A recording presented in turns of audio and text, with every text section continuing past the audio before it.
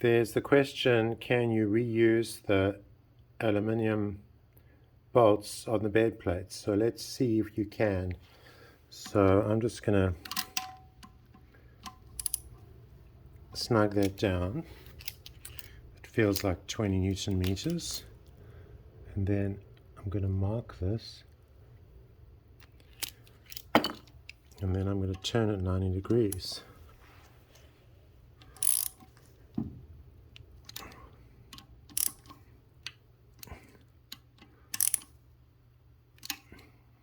Okay, so that's 90 degrees.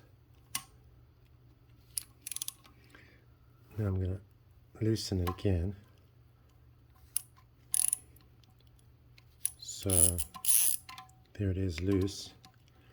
And then I'm just going to snug it down again. And you can see that the bolt has deformed.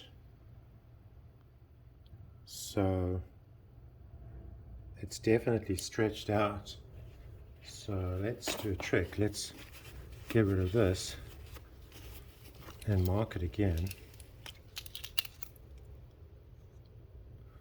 And let's pretend that we forgot about this bolt and torqued it twice. So let's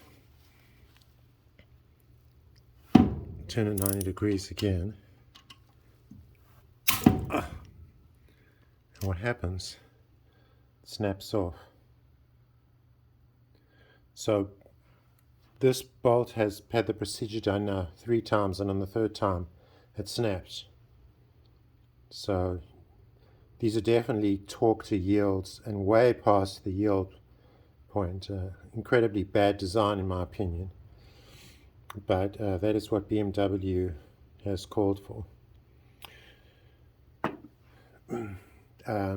Now the other reason why you should not reuse bolts is if you don't know what has happened to them. Now the bolts that I'm putting back in the engine are ones that I know I'm the only one who has ever touched, aside from the factory.